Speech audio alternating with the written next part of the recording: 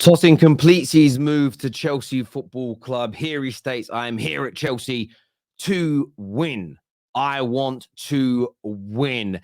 Big statements from him. We're going to be talking more on Chelsea today. We've got Man United updates, Manchester City updates, and Arsenal as well on the Done Deal show. Make sure the like button has been hit. Make sure you are subscribing. Let's go.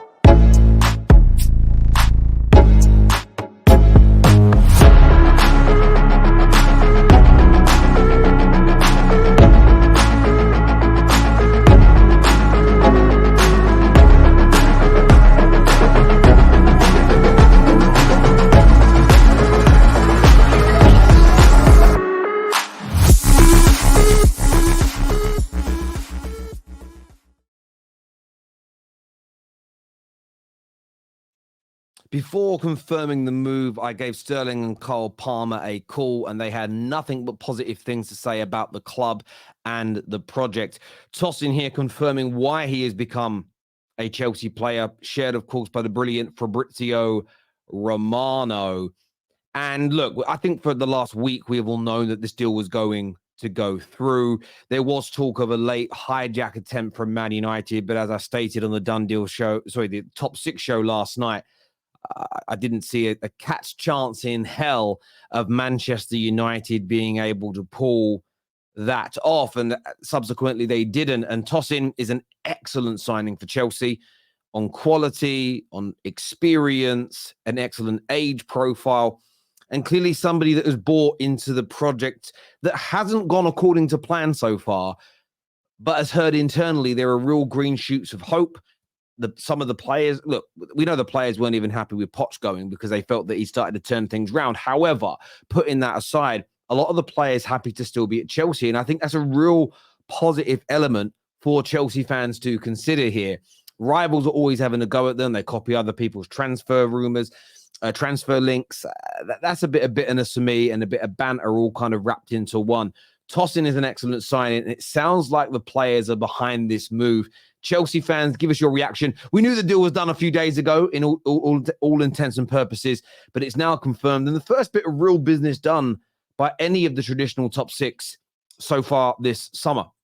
Now, moving on to another story involving Chelsea, it says that Conor Gallagher is prepared to stay at Chelsea despite interest from Aston Villa and Tottenham, as he'll become a free agent next summer. Now, Chelsea fans, I want to get your reaction to that because Conor Gallagher splits opinion. And I get called out a lot for this because I've stated that last season overall he was your best midfielder. And this is where I think football fans, the people that don't understand what I'm saying are the individuals that view football through the ability lens at all times, which I personally think is incorrect. I think you, of course, look at ability, but you also have to look at performance and delivery versus the ability of a player. And I thought over the course of most of last season, Gallagher was one of, if not the best Chelsea midfield player. Now, that doesn't mean he should stay at Chelsea long term. It doesn't mean he's the next coming of Claude Makelele or Lampard or Essien. Nobody is making that statement. But a lot of Chelsea fans want Gallagher to stay, and there's a big percentage that want him to go. The player wants to stay, but the club wants to get rid of him.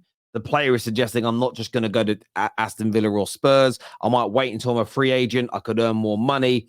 That, of course, would have an impact upon Chelsea. Chelsea have avoided, as we know, PSR problems by selling off car parks and hotels, raising money through those asset sales so that their astronomical losses are now within the sort of PSR remit. But, of course, they still wanted to sell a number of their academy players that are seen as pure profit this summer, the likes of Chalobah, the likes of Conor Gallagher, to raise more money now so they can continue spending in pursuit of making this project work on the football pitch for Chelsea. So I want to ask this question to Chelsea fans. I just want to gauge your opinion on how you feel towards Gallagher regarding his sort of statement of, well, I'll just go on a free. If you want to sell me now, I'll go on a free, which financially is going to impact Chelsea by between 40 to 60 million pounds. Give us your thoughts and give us your feelings below. Now, staying in London, Ben Jacobs here has said that I think in terms of Arsenal's midfield, a lot of targets that will be considered are long-standing, particularly Martin Zubimendi, who, again, if you define Rice in a way that complements the signing of Zubimendi, that could be one they try again for. We'll wait and see on the Arsenal front what they decide to do, but there is nothing advanced at this point. And what I feel really interesting, Ben Jacobs is always one of the most conservative transfer journalists on the market.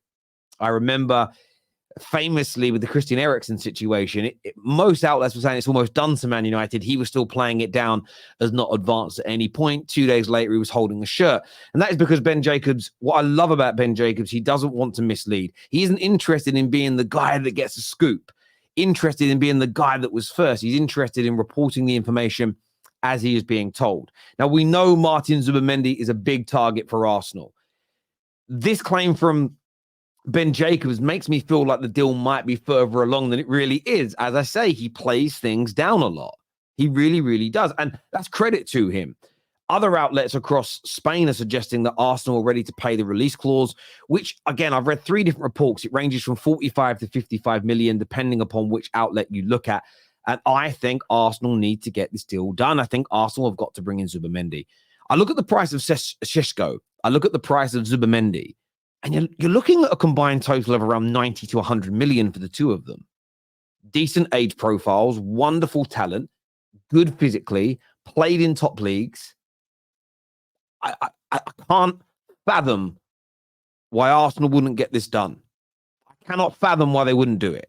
Now, I want to get your views and your opinions on that, of course, but I do not understand why they wouldn't push on ahead with these two deals at the prices being quoted.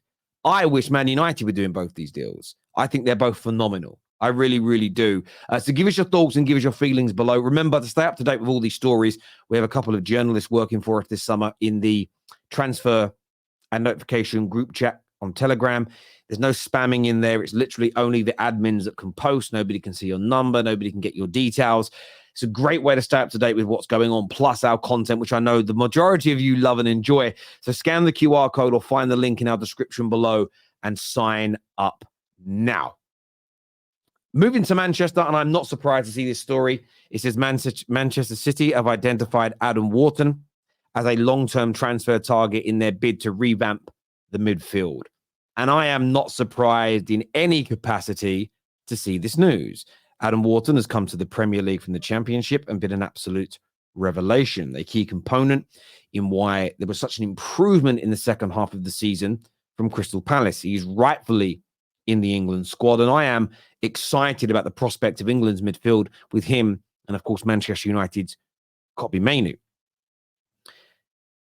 I don't remember who it was, and if anyone that's in the Football Terrace group chats is watching, I'm sure there are, please remind me who put it in the group chat about 2 to 3 months ago saying the Premier League has fallen off. How is this guy in the Premier League after only being in the Championship prior? It was a comment along those lines, almost as if to say when Premier League clubs are signing Championship players, it shows the Premier League has fallen off. I think it was when Wharton first started getting a lot of compliments, and it was like the league's fallen off. I didn't respond. I didn't reply.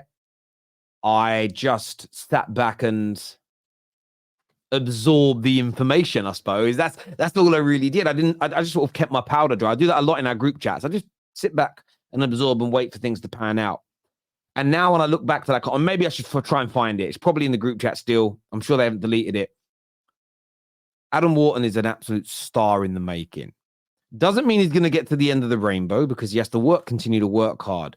But the talent and the ability and the mental strength to handle the pressure of the moves and opportunities he's had thus far have been very, very impressive.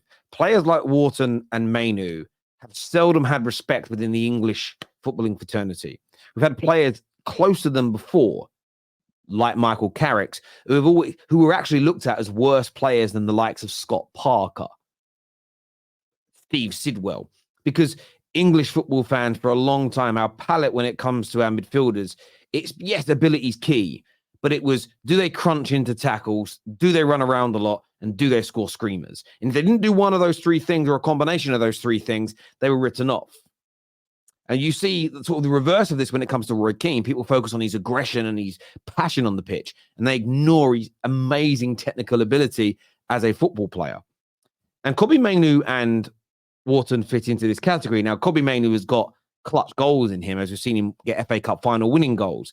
But their general play is about maintaining possession and controlling the tempo and knitting together the defense and the attack. And there's so many on the continent, the Italians and the Spanish, the Portuguese, they all respect this role so much more, typically speaking, the fans I'm talking about, than English football fans do. And I think we have an absolute star on our hands. I am not surprised to see Manchester City linked to him, because he would thrive under Pep Guardiola and go to an absolute another level. I don't want to see it happen. I don't want to see City strengthen, of course, but I'm not surprised. And I'm sure if City go in, he'll be saying yes to that. Now, staying in Manchester, it is reported again that Man United have made a €60 million bid for Leny Yoro, but face a fight for the 18-year-old signature, with Real Madrid leading the way. And look, I'm really happy to see us going in for such a young, expressive, amazing talent such as Leny. He is tipped to be every bit as good or better than Raphael Varane. That is what a lot of the French football pundits and media say. I would love to pull this deal off. But for me, when you think about Lissandro being at the club, there's talk of Branthwaite coming in, there's talk of Todibo coming in. If you throw a young player such as this into the mix as well, I'm loving it. And when we read about the under-25s policy that the club is adopting, when it comes to the real young purchases, this is the level you want to be going after. This is a player with the ability to be as good as Saliba in the next few years. When you read the scouting reports and the backstory on him, ignore any reports that mention Man United's link to him. Recent reports, go back and read things from 6 months, 12 months, 18 months ago. A very highly touted young man indeed. And I hope Manchester United can pull it off. I don't know if we can. Real Madrid are interested. They need to bolster their back line. Look at the squad they've got. Look at the players they're buying, the manager they have. It's hard to beat Real Madrid, the players at the best of times, especially with where Man United are now. But I'm not a football fan that cares about the PR of did you get rejected or not. It just doesn't bother me. I'm not weak in that way. That's not one of my weaknesses. We all have weaknesses. My club being rejected, going in for players. I'd rather be in for a player and rejected than my club not bothering at all. It's always sort of been my mantra. Maybe it's my sales background, and I'd rather be pitching for deals and losing some of them than not pitching for deals in the fear of losing them. It makes no odds to me to not play the numbers game when it comes to these top quality players.